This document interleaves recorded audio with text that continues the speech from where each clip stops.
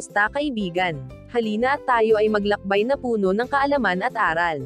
Mula sa mundo ng siyensya, hanggang sa kasaysayan, ating tatalakayin ang iba't ibang paksa na magpapalawak ng ating kaalaman, at magpapaningas ng ating kuryosidad.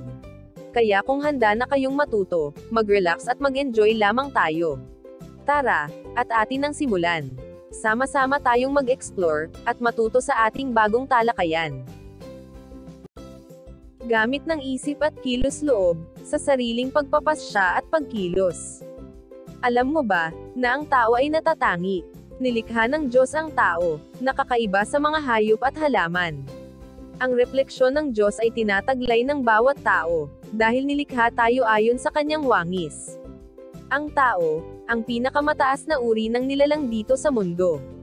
Hindi maaaring ipantay sa tao ang anumang nilalang na may buhay, kabilang ang mga hayop at mga halaman. Kaya espesyal na nilalang ang tao. Tunghayan natin ang sumusunod na kwento. Si Maria, ay isang mag-aaral na nasa huling taon ng high school. Nakatayo siya sa isang sangandaan, sa literal at sa figuratibong kahulugan. Sa harap niya ay 200, ang isa ay patungo sa isang sikat na universidad, puno ng mga oportunidad, ngunit may mataas na matrikula, ang isa naman ay patungo sa isang mas abot-kayang kolehiyo, ngunit may mas limitadong mga kurso. Ang kanyang isip, ay nagtatrabaho ng mabilis. Pinag-aaralan niya ang mga pros at cons ng bawat opsyon. Iniisip niya ang kanyang mga talento, ang kanyang mga pangarap, at ang kakayahan ng kanyang pamilya, na suportahan ang kanyang pag-aaral. Tinimbang niya ang kalidad ng edukasyon, ang presyo, at ang distansya mula sa kanilang tahanan. Ginamit niya ang kanyang isip, upang mang-alap ng impormasyon, mag-analisa, at humusga. Ngunit, ang kanyang isip lamang ay hindi sapat. Kailangan din niya ng kanyang kilos-loob. Kailangan niyang pumili. Ang pagpili, ay hindi lamang tungkol sa pagtimbang ng mga datos, ito ay tungkol sa paggawa ng isang desisyon, pagtanggap ng mga kaakibat na responsibilidad, at pagkilos ayon sa kanyang pinili. Nararamdaman niya ang bigat ng kanyang desisyon, ang posibilidad ng tagumpay at kabiguan. Sa huli, ginamit ni Maria ang kanyang isip at kilos-loob ng magkasama. Pinili niya ang mas abot-kayang kolehiyo, hindi dahil ito ang mas madaling daan, kundi, dahil ito ang desisyon na pinakaangkop sa kanyang kasalukuyang sitwasyon, at mga kakayahan. Alam niya na may mga hamon na kanyang haharapin, ngunit handa siyang harapin ang mga ito. Ang kanyang desisyon, ay nagpapakita ng kanyang kakayahang gumamit ng isip, upang mag-analisa, at ng kilos-loob, upang kumilos ng may pananagutan. Ang kwento ni Maria, ay isang halimbawa, kung paano ang isip at kilos-loob ay magkakaugnay, at mahalaga sa paggawa ng mga desisyon. Ang isip ay nagbibigay ng gabay, habang ang kilos-loob ang nagsasakatuparan ng desisyon. Ang paggamit ng dalawang ito ng magkasama, ay nagdudulot ng matalinong pagpapasya, at responsableng pagkilos. Ang pagpili ng daan, ay isang personal na desisyon, ngunit ang paglalakbay, ay isang paglalakbay na puno ng aral at mga oportunidad para sa paglago. Sa lahat ng nilikhang may buhay, bukod tangi ang tao. Ano ang katunayan nito? Sa lahat ng nilikha ng Diyos, mayroong 3 nilikhang may buhay. At may mga pagkakatulad ang mga ito, ang halaman, hayop, at tao. Ang halaman at tao, ay parehong kailangan ng nutrisyon upang mabuhay. Pareho ring lumalaki at lumalago ang mga ito. May kakayahang magparami din ng kanilang uri ang mga ito. Ang hayop ay may pandamdam, pagkagusto, at pagkilos o paggalaw. Mayroon din pandamdam ang tao, tulad ng paningin, pandinig, pangamoy, panlasa, at pandama. Pareho rin silang nakagagalaw. Subalit, ang tao ay nilikha na may kakayahang higit pa sa ibang nilalang, kaya tinatawag ang tao bilang obra maestra. Ano ang nagpapahigit sa kanya sa ibang nilalang? Ang taglay niyang isip at kilos-loob. Ang isip at kilos-loob, ay 2 sa pinakamahalagang kakayahan ng tao, na nagtatakda sa atin, mula sa mga hayop. Pareho silang may mahalagang papel sa pagbuo ng ating pagkatao, at sa ating pakikipag-ugnayan sa mundo. Ngunit, ano nga ba ang tunay na kahulugan ng isip at kilos-loob? Ang isip, ay ang kakayahang mag-isip, mga tuwiran, at umunawa. Ito ang sentro ng ating kakayahang magproseso ng impormasyon, mag-analisa, at gumawa ng mga desisyon. Sa pamamagitan ng isip, nakakakita tayo ng mga posibilidad, nakakapagplano, at nakakapag-imbento. Ito ang nagbibigay daan sa atin, upang matuto, umunawa, at magkaroon ng kamalayan sa ating sarili, at sa mundo sa ating paligid. Ang isip ay ang ating kakayahang mag-abstrakto, mag-isip ng mga konsepto, at bumuo ng mga ideya. Ang isip ay ang kapangyarihan ng tao na makaalam at mga tuwiran. May kakayahan itong mag-isip, alamin ang diwa at buod ng isang bagay. Kapangyarihan din ng isip ang humusga, samuri, mag-alaala, at umunawa ng kahulugan ng mga bagay. Hindi perpekto ang isip ng tao. At dahil dito, nakadarama siya ng kakulangan. Ito ang dahilan, kung bakit patuloy at walang katapusan ang paghahanap ng tao ng katotohanan. Ang pangunahing gamit ng isip, ay ang umunawa at katotohanan ang tunguhin nito. Ang katotohanan, ay pahayag na nagsasaad ng ideya o pangyayaring napatunayan at katanggap-tanggap, nang walang pasubali para sa lahat ng tao, saan mang lugar ito nakatira. Ito ay hindi nagbabago, at ang pagkamakatotohanan nito, ay maaaring mapatunayan gamit ang mga sanggunian, tulad ng mga babasahin, at mga taong nakasaksi nito. Ang kilos-loob naman, ay ang kakayahang pumili at magpasya. Ito ang puwersa, na nagtutulak sa atin upang kumilos, ayon sa ating mga nais at paniniwala. Hindi ito basta pagsunod sa mga udyok ng ating damdamin o likas na hilig, kundi isang malayang pagpili, na nagmumula sa ating isip. Sa pamamagitan ng kilos-loob, responsable tayo sa ating mga ginagawa, at sa mga bunga nito. Ito ang nagbibigay daan sa atin, upang maging malaya at responsable sa ating mga pagkilos. Ang kilos-loob, ay ang kapangyarihan ng tao na pumili, magpasya, at isakatuparan ang napili. Ayon kay Santo Tomas de Aquino, ito ay isang makatwirang pagkagusto o rational appetency, na naaakit sa mabuti at lumalayo sa masama. Ang pangunahing gamit ng kilos-loob, ay kumilos o gumawa, at kabutihan naman ang tunguhin nito. Ang kabutihan, ay ang katangian o kalagayan ng pagiging mabuti, kahusayang moral o kagalingan. Ang kabutihan, ay lubos-lubusan, kaya wala itong anumang bakas ng kasamaan o kabulukan. Ito ay positibong katangiang na ipamamalas sa mga gawang mabuti, at kapaki-pakinabang para sa kapwa. Ang isip at kilos-loob, ay magkakaugnay at magkakatuwang na gumagana. Ang isip, ang nagbibigay ng impormasyon at gabay sa kilos-loob, samantalang ang kilos-loob naman, ang nagpapatupad ng mga desisyon, na ginawa ng isip. Halimbawa, kapag nais nating bumili ng bagong sapatos, ang isip ang mag-iisip, kung ano ang mga magagandang opsyon, kung magkano ang budget, at kung saan makakabili ng matipid. Ang kilos-loob naman, ang magdedesisyon kung bibili o hindi, at kung saan bibili.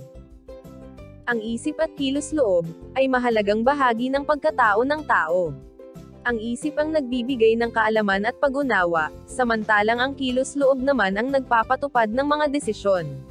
Ang dalawang ito, ay magkakatuwang na gumagana, upang matamo natin ang ating mga layunin, at mabuhay ng isang mabuti, at makabuluhang buhay. Ang pag-unawa sa kahalagahan ng isip at kilos-loob, ay mahalaga sa pagbuo ng isang responsableng lipunan. Katangian at tunguhin, ng isip at kilos-loob. Ang tao, ay biniyayaan ng kakayahang mag-isip at magpasya, dalawang kakayahang, nagbibigay sa kanya ng natatanging katangian, kumpara sa ibang nilalang. Ang mga kakayahang ito, ay kinakatawan ng isip at kilos-loob, na kapwa mahalaga sa pag-unawa, at pagsasakatuparan ng ating mga layunin, at hangarin sa buhay. Sa pamamagitan ng isip at kilos-loob, nagiging posible ang ating pag-unlad, at ang ating kakayahang makagawa ng mga makabuluhang desisyon. Ang isip at kilos-loob, ay dalawang mahalagang kakayahan ng tao, na nagtutulungan sa pagbuo ng kanyang pagkatao, at paggawa ng mga desisyon. Ang kanilang mga katangian at tunguhin, ay magkakaugnay, at nagpapakita ng natatanging kalikasan ng tao. Ang isip ay may katangian at kakayahang mag-isip. Ito ang kakayahang magproseso ng impormasyon, bumuo ng mga konsepto, at mag-analise ng mga sitwasyon. Umunawa. Ito ang mga kakayahang maunawaan ang kahulugan ng mga bagay-bagay, mga konsepto, at mga karanasan. Mga tuwiran. Ito ang kakayahang bumuo ng mga lohikal na argumento, at mga pagpapaliwanag. Maghusga. Ito ang kakayahang bumuo ng mga pagpapasya, batay sa impormasyon at pagsusuri. Mag-alaala. Ito naman ang kakayahang mag-imbak, at kumuha ng mga iba't ibang impormasyon. Ang kilos-loob naman, ay may katangian at kakayahang pumili. Ito ang kakayahang magdesisyon sa pagitan dalawa, o higit pang mga opsyon o pagpipilian. Magpasya. Ito ang kakayahang gumawa ng isang desisyon, at kumilos ayon dito. Gumusto. Ito ang kakayahang magkaroon ng mga hangarin, at motibasyon. Magnais. Ito ang kakayahang magkaroon ng mga layunin, at mithiin. Tunghayan ang talahanayan sa ibaba. Ang pangunahing gamit ng isip ay umunawa, at ang tunguhin nito ay katotohanan. Samantalang ang kilos-loob naman, kumilos o gumawa ang pangunahing gamit, at kabutihan ang tunguhin nito. Ang pangunahing tunguhin ng isip, ay ang paghahanap ng katotohanan, samantalang ang kilos-loob naman, ay ang paghahanap ng kabutihan. Ang isip ay nagsusuri, nag-iisip, at nag-uugnay ng impormasyon, upang maunawaan ang katotohanan. Ang kilos-loob naman, ay gumagamit ng impormasyong ibinigay ng isip, upang pumili at kumilos, ayon sa itinuturing na mabuti. Ang dalawa ay magkakaugnay, ang isip ang nagbibigay ng impormasyon, at ang kilos-loob ang gumagawa ng desisyon batay dito. Ang isip ay ginagamit ng isang tao, upang maunawaan ang mga pangyayari sa kanyang kapaligiran. Ito ang batayan ng kanyang pagkakilala sa kanyang mga kapwa, na ang tunguhin ay katotohanan, o maunawaan ang katotohanan. Samantala ang kilos-loob naman, ay ang kabutihan. Ang kakayahan ng isang tao na magkaroon ng sariling desisyon, at isakatuparan ito. Ito ay ginagamit upang makakilos, o gumawa ang isang tao, na naglalayong matungo ang kabutihan. Dahil ang kilos-loob ay ang responsable sa pagiging mapanagutan ng isang individual, sapagkat taliwas ito sa ideya ng kasamaan. Ang isip at kilos-loob ng tao, ay may tunguhing katotohanan at kabutihan. Dahil dito, nagkakaroon tayo ng mas mataas na antas kumpara sa hayop, na pinangingibabawan lamang ng kanilang instincts. Ang ating isip at kilos-loob ang gagabay sa atin, upang maging makatao sa bawat kilos natin sa araw-araw. Sa pamamagitan ng isip, nagagawa nating mag-isip ng lohikal, mapanlikha, at mapagpasya. Sa pamamagitan naman ng kilos-loob, nagagawa nating kumilos ng may pagmamahal, katarungan, at kapayapaan. Ang pagkakaroon ng harmonya sa pagitan ng isip at kilos-loob, ay nagsisiguro na ang bawat desisyon at aksyon natin, ay nakatuon sa ikabubuti ng ating sarili at ng ating kapwa. Ang paghahanap ng katotohanan at kabutihan, ay hindi isang static na proseso, ito ay isang patuloy na paglalakbay.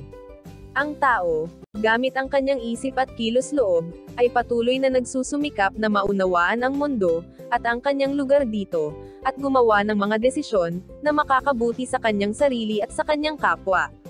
Sa madaling salita, ang tunguhin ng isip at kilos-loob, ay ang pag-unlad ng tao bilang isang responsableng nilalang, na naghahanap ng katotohanan at gumagawa ng mabuti.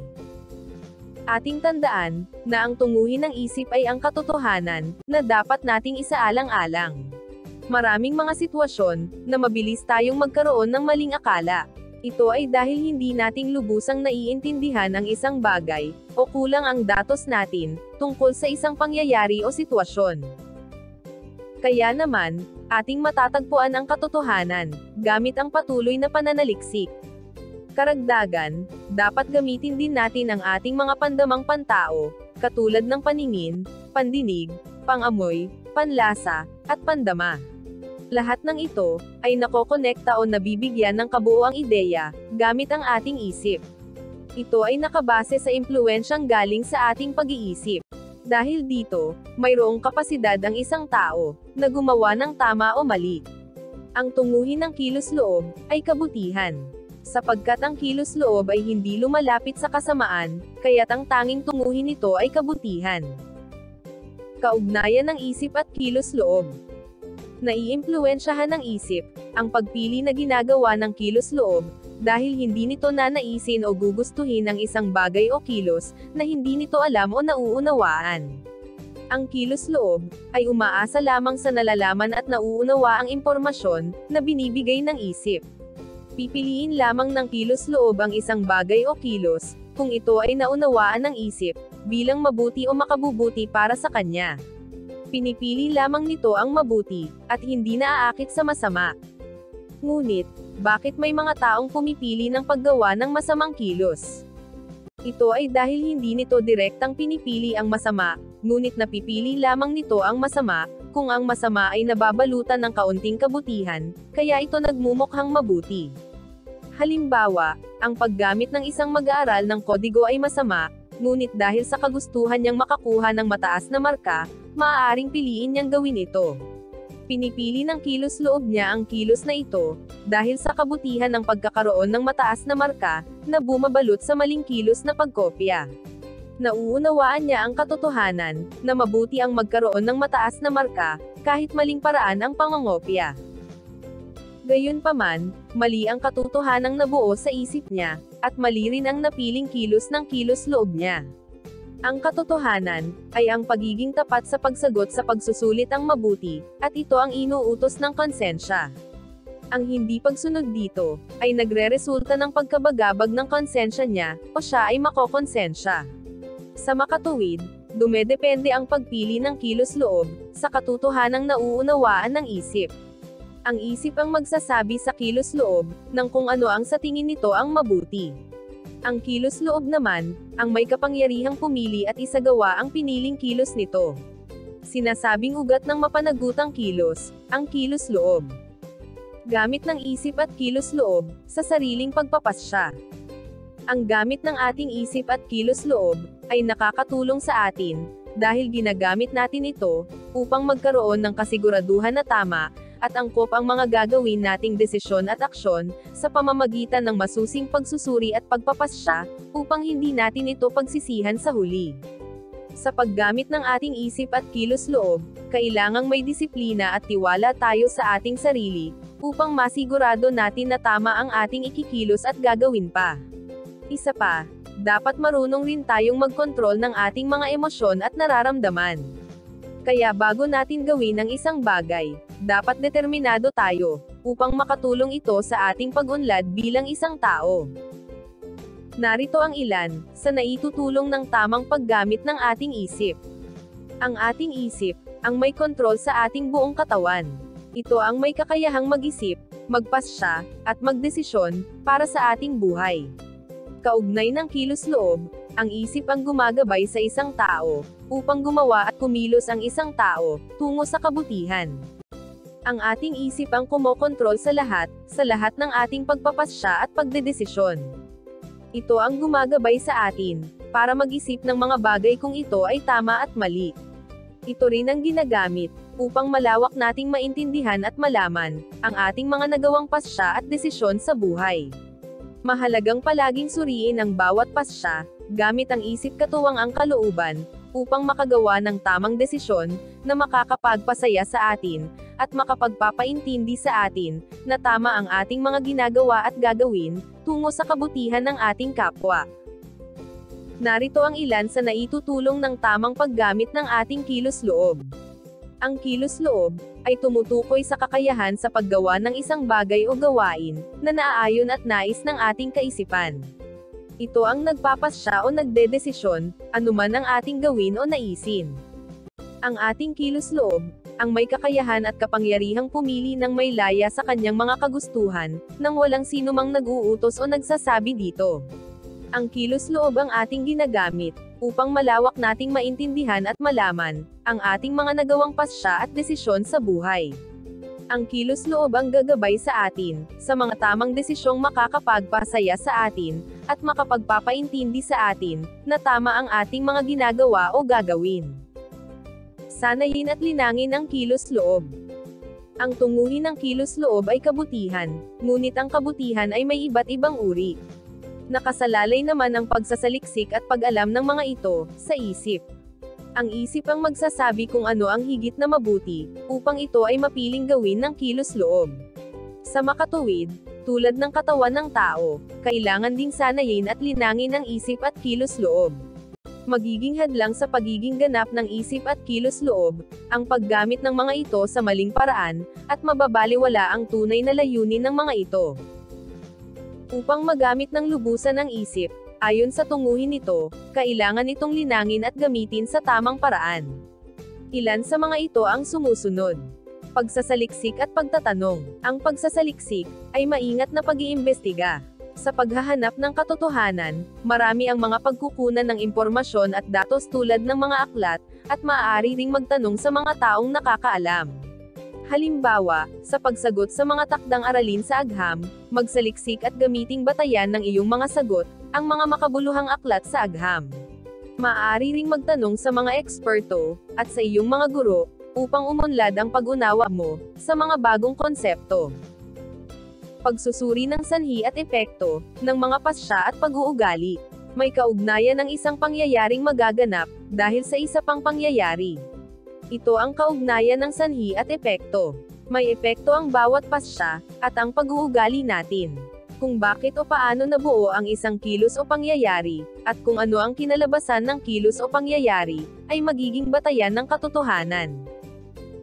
Halimbawa, kung ang paggawa ng takdang aralin, at pagbabasa ng aralin, ang magiging ugali ng isang mag-aaral, ang magiging karaniwang epekto nito, ay ang pagkakaroon ng mataas na marka. Ito ang katotohanang dapat tandaan, kung paano makakakuha ng mataas na marka sa paaralan. Paglutas ng problema ng may katwiran. Ang paghahanap ng katotohanan, ay makalulutas sa isang problema. Ito ay katotohanan, kung ito ay may tamang katwiran. Halimbawa, nakaipon ka ng pera pang panood ng sine sa darating na linggo, ngunit may mga gamit ka na dapat bilhin, para sa iyong proyekto na ipapasa sa Lunes. Pinili mong bilhin ang mga kailangang kagamitan, at ang katwiran mo, ay maaari mo namang palampasin ang pelikula, at pag-ipunan na lang ito ulit, ngunit ang pagpasa ng iyong proyekto, ang hindi maaaring ipagpaliban. Upang magamit naman ng lubusan ang kilos-loob ayon sa tunguhin nito, kailangan itong linangin, at gamitin sa tamang paraan. Narito ang ilang mga tamang paraan. Pagkilos tungo sa isang mabuti at maingat na pasya. Sa paggawa ng maingat na pasya, magkalap muna ng mga makabuluhang impormasyon. Alamin ang mga posibleng alternatibo, at timbangin ang bawat isa. Piliin ang pinakamabuting alternatibo, at gawin ito. Sanayin na laging piliin at gawin ang pinakamabuting pasya, ang pasya na magbubunga ng kabutihan. Halimbawa, sa pagpili ng track o kurso sa senior high school, magkalap ng mga makabuluhang impormasyon tungkol sa mga track o kursong interesado ka. Timbangin kung aling track o kurso ang makabubuti at piliin ito. Pagsanay sa disiplina sa sarili. Madalas mas madali ang pagkontrol sa sarili, kung susundin ang kasabihang ito, kung wala sa paningin, wala sa isip. Ang unang hakbang sa pagpapaunlad ng disiplina sa sarili, ay ang pagtanggal ng lahat ng tukso, at nakagugulo mula sa iyong paligid. Ang tukso ay likas na, kaya marapat na tayo ang umiwas sa tukso. Halimbawa, madalas ang mga palabas sa telebisyon sa gabi, ang sanhi ng hindi pagtapos ng mga takdang aralin ng mga mag-aaral. Upang hindi matuksong hindi tapusin ang mga takdang aralin, maghanap ng lugar kung saan nakagagawa ka ng hindi nakikita ang telebisyon. Pagkontrol ng emosyon. Lahat tayo ay may nasabi o nagawa na sa huli ay pinagsisihan, dahil sa sandaling panahon, nagpadikta tayo sa ating emosyon. Kung nag-aalala ka sa gagawing kilos, sa isang napipintong pangyayari, tanungin mo ang sarili mo, ano ang mararamdaman ko bukas, o sa isang linggo, o sa darating pang panahon, kapag binalikan ko ang gagawin kong ito. Ito ay pagninilay sa sarili, at pagdidistansya ng tao sa kanyang sarili. Makatutulong ito, upang maging kalmado, at maiwasan ang mapanirang reaksyong dala, ng pabigla-biglang bugso ng damdamin. Halimbawa, kung nahihirapan sa pag-aaral, at wala ka ng ganang pumasok sa paaralan, at nag-iisip kang huminto, tanungin mo ang sarili mo. Magiging masaya ba ako bukas sa pasyang ito? Magiging masaya ba ako, pagkatapos ng isang linggo? Magiging masaya ba ako, pagkatapos ng ilang taon? Ang tungkulin ng tao, sa kanyang isip at kilos-loob. Ang tungkulin ng tao, ayon sa kanyang isip at kilos-loob, ay ang pagsusumikap na maging mabuti, at mabuhay ng may layunin. Ito ay nagmumula sa likas na pagnanais ng tao, na makamit ang kanyang ganap na potensyal bilang isang nilalang, na may isip at kilos-loob. Narito ang ilang aspeto ng tungkuling ito. Paggamit ng isip. Ang isip ang nagbibigay sa atin ng kakayahang mag-isip, mag-analisa, at magpasya. Ang tungkulin natin, ay gamitin ito ng tama at mapanagutan, sa paghahanap ng katotohanan at kabutihan. Dapat nating iwasan ang paggamit ng ating isip para sa kasamaan, tulad ng panlilinlang, o paggawa ng masama. Pagsunod sa kilos-loob. Ang kilos-loob naman, ang nagbibigay sa atin ng kakayahang pumili at kumilos. Ang tungkulin natin, ay gamitin ito upang gawin ang mabuti, at iwasan ang masama. Dapat nating piliin ang mga aksyon na naaayon sa ating konsensya, at sa mga moral na prinsipyo. Pagmamahal sa Diyos, at sa kapwa. Ang pagmamahal sa Diyos at sa kapwa, ay ang pinakamataas na tungkulin ng tao. Ito ang pundasyon ng lahat ng iba pang mga moral na obligasyon. Sa pamamagitan ng pagmamahal, nagpapakita tayo ng paggalang sa dignidad, at karapatan ng bawat isa. Pagpapaunlad ng sarili. Bahagi rin ng ating tungkulin, ang pagpapaunlad ng ating sarili sa lahat ng aspeto, pisikal, mental, at espiritual. Dapat nating linangin ang ating mga talento at kakayahan, upang maibahagi natin ito sa iba, at makatulong sa ating kapwa. Paggalang sa likas na yaman. May tungkulin din tayo, na pangalagaan ang ating kapaligiran, at ang mga likas na yaman. Dapat nating iwasan ang paggawa ng mga bagay, na makasisira sa kalikasan at sa ating planeta. Sa madaling salita, ang tungkulin ng tao ayon sa kanyang isip at kilos-loob, ay ang mabuhay ng may pananagutan, kabutihan, at pagmamahal. Ito ay isang patuloy na proseso ng pag-aaral, pag-unlad, at pagsusumikap, upang makamit ang ating ganap na potensyal, bilang mga anak ng Diyos. Tungkulin ng bawat isa sa atin na sanayin, linangin, at gawing ganap ang ating isip at kilos-loob. Mahalagang gamitin natin ang mga ito, ng mapanagutan. Sa gayon, magiging mabuti ang kilos-loob, at magiging isang mabuting nilalang ang tao. Hindi sa dami ng nalalaman, at taas ng pinag-aralan, ang tunay na sukatan ng kabutihan, kundi kung paano ginagamit ang mga kaalamang ito, sa pagpapaunlad ng sariling pagkatao, sa paglilingkod sa kapwa, at sa paglilingkod o pakikibahagi sa pamayanan. Sa huli, ang paggamit ng ating isip at kilos-loob, ay hindi lamang isang pribilehiyo, kundi isang responsibilidad. Ang bawat desisyon na ating ginagawa, ay may kaakibat na bunga, kaya't mahalaga ang pag-iisip ng mabuti, at pagpili ng mga aksyong naaayon sa ating konsensya, at sa kabutihan ng lahat.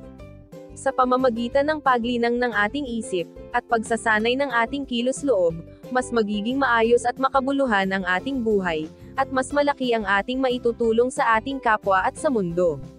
Ang paglalakbay tungo sa pagiging mabuting tao, ay isang patuloy na proseso, at ang bawat desisyon, ay isang hakbang patungo sa ating ganap na pagkatao. Hanggang sa muli, maraming salamat sa panonood.